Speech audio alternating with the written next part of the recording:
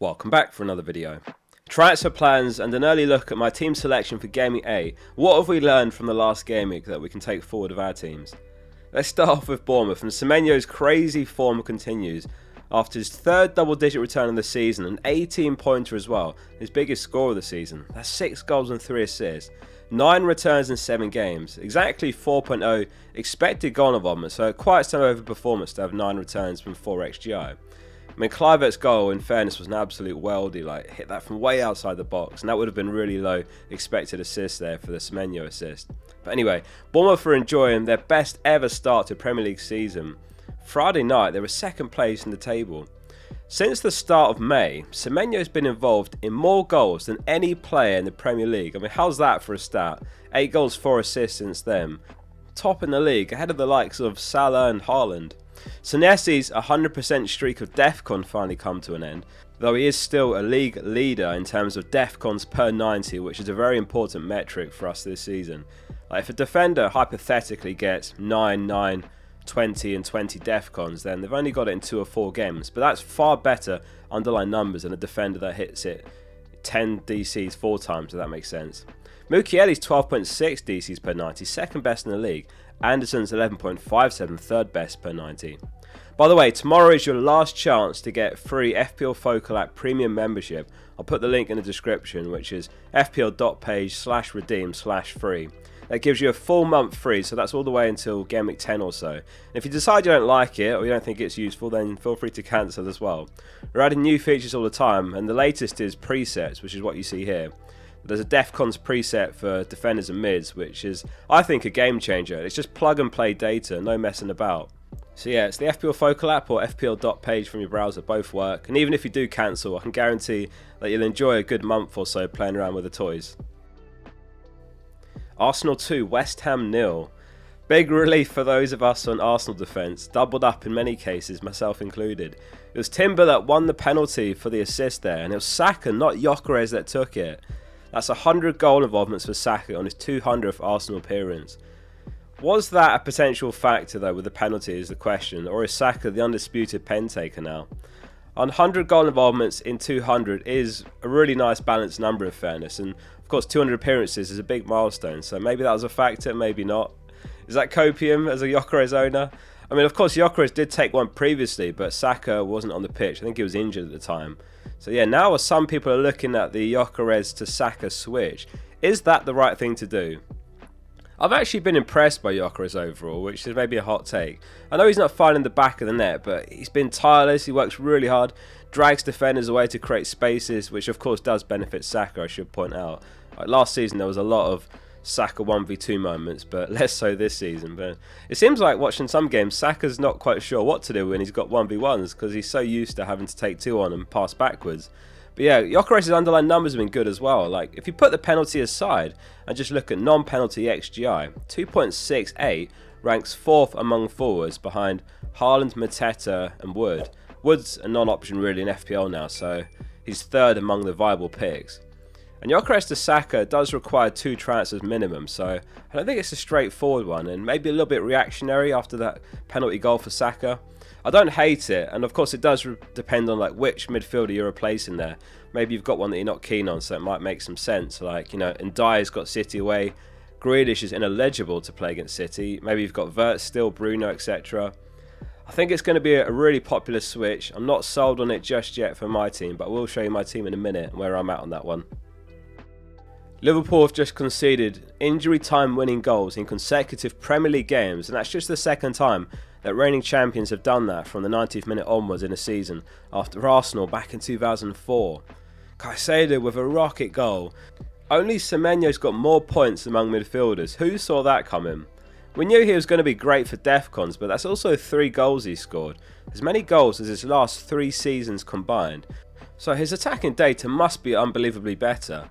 I had a look, and interestingly, it's not an outlier, 0.76 goal involvement, which is actually lower than what he had at this stage last season. Obviously the XG from scoring 30 plus yards out is always going to be extremely low.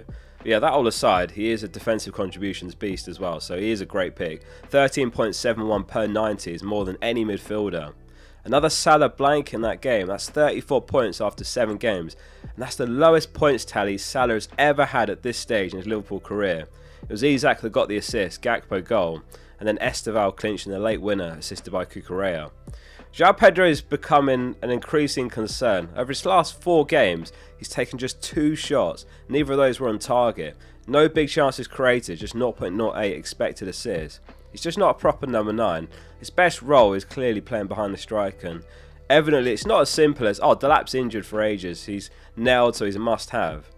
In fairness, Chelsea of course have had a few red cards over that run, and he's reportedly got that minor injury. By the way, Maresca got sent off, so I think that's 4 reds in a row if I'm not mistaken. But yeah, the thing is, Chelsea's fixtures are really good now. They've got Forest, and they've got Sunderland, Spurs, Wolves and Burnley. I mean, that's such a great run of 5 fixtures. Plus, he's not been called up by Brazil, so he's going to get a nice 2-week rest, fully recover, and he's suspended in the Champions League. So after Gameweek 8, he's not going to play midweek before Sunderland home in Gameweek 9. So I'm holding on to him. Are any of you looking to sell? Let us know what your transfer plans are in the comments. So speaking of Chelsea, pulling up the fixture ticker, which teams have got the best fixture run from Gameweek 8? So Chelsea are now top for the next 6 game weeks. Arsenal just behind in second. And then it's Brentford, Brighton, Burnley, Leeds, West Ham, Bournemouth, Everton and Fulham. Now, some of these teams don't really have good FPL picks, or maybe just 1 or 2. But Chelsea have got quite a few. Gyokeres, Enzo, Caicedo, João Pedro. Esteval's an interesting one. His underlying data is unbelievable, but he's just not been a nailed starter just yet. He will be one day.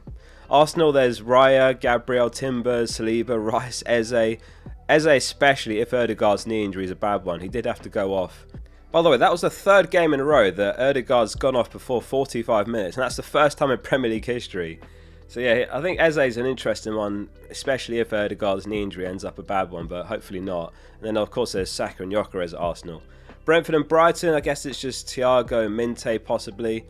Burnley, of course there's Esteve, but I think the other formulas look better. 5 mil forward Foster maybe if you need a cheap one. He's got Leeds home next, I think it is. There is a world where I buy Calvert-Lewin for 5.5 mil to swap Gyokeres to Saka, but I don't think I could bring myself to buy DCL. There's Stack, Road and Gummerson, nice picks at Leeds as well. Haaland's now scored in 22 of the 23 stadiums that he's played at in the Premier League, which is the highest percentage of any player in the competition's history. That's 96% of stadiums that he's played at, he's scored at. It was a ball over the top by Vardiol to get the early goal. Haaland using ridiculous strength to wriggle through the defence and find the back of the net. Ryan just blank. He came off at 77 minutes, 3-pointer for him, no defcon. And Rodri off injured in the first half was really the only negative City will take from this one. Foden blanking as well. Really frustrating for that to happen against Brentford. They do have Everton home in Gameweek 8 after the break, so he's an easy hold for that. After that, perhaps you sell when they've got Villa, Bournemouth, Liverpool and Newcastle, the 4 games that follow Everton home.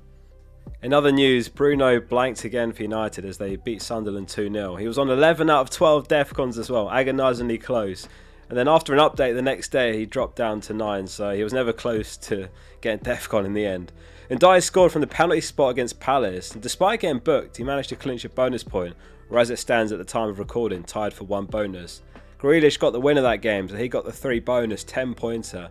Really nice parting gift if any of you had him and you were thinking about selling before next game when they've got Man City where he's not eligible to play. Munoz was on for a monster haul that game, 17 points it was going to be. He had the goal, assist, clean sheet, defcon and bonus. Then it all sort of fell apart, but obviously still a respectable score, 8 points. Having conceded and got booked basically. Loads of players hit defcon in Sunday's games. Some notable names were Tarkowski, Keane, Munoz, Lacroix, Guehi and Milenkovic. 5.1 million Marlon, interesting one. He was involved in both of Villa's goals. 1 goal, 1 assist for a 15-pointer. Gordon, of course, took a couple of penalties midweek in the Champions League, which was an interesting revelation. Bruno G won one in that game against Forest, but Gordon was off the pitch by then, so it was Voltemada that took it and he did score it, smashed it top left, great penalty. Perhaps that's something we're going to have to factor into our thinking. So, an early look at my Gameweek 8 team selection and transfer plans, and the bench boost is active. The team is Raya, Vardiol, Gabriel Senesi, Ndai Semenyo, Bruno, Reinders, João Pedro, Haaland and Gyokeres. And the bench boost will be Dubravka home to Leeds, Mukiele home to Wolves, Stack away to Burnley and Anderson home to Arsenal. I've got 4 free transfers and 0.3 mil in the bank. I suppose on paper, Mukiele home to Wolves is actually better than Senesi away at Palace, but it might look a bit cheeky if I've got Senesi on the bench, so I'll leave it like that. As I say, 4 free transfers, 0.3 mil on the bank. I did have the bench boost active in Gameweek 7, as you might recall, and I made a decision to deactivate it after a few little doubts had crept in since that team selection video. There was Gabriel, the yellow flag, and João Pedro with a reported minor injury not being called up, but obviously in the end they both started, so a bit fortunate really that the bench didn't do very well last game week. Assuming no doubts creeping again, I'm going to get the chip out of the way at the earliest opportunity now, and actually on paper my bench is stronger for Game Week 8. I just wanted to use it in Game Week 7 previously in case anything happens over the international break like an injury, so that is still something that I'm hoping doesn't happen. So, transfer plans. One option I'm looking at is Gyokeres to Foster and then Ndai to Saka in order to improve the bench boost slightly. Foster's got Leeds home, as I say, whereas Ndai's got Man City away. So, yeah, it'd be Gyokeres to Foster and Ndai to Saka. But I'm not feeling fully sold on the Gyokeres to Saka switch, as I say, just yet. I'm going to think it over. Plenty of time over the break, of course. It just feels potentially a little bit sideways. So currently, the likeliest plan is Ndai to Enzo using one of the 4 free transfers and just keep the other 3 rolled. I'll be particularly likely to do this if Palmer is still out for a while, or if he gets surgery or whatever. It seems to be the single biggest beneficiary to Palmer being out, Enzo, and his data's actually been fantastic. 3.47 non-penalty XGI is top of all midfielders. When the fixtures and good data line up like that, it is hard to ignore, let alone for 6.7 million, by the way. And between him and João Pedro, I would undoubtedly have the penalty taker of Chelsea. Obviously that aspect hinges on Palmer though, obviously. Thanks for watching. Hit subscribe if you found the video interesting. Enjoy the break if you can. See you soon for the next one.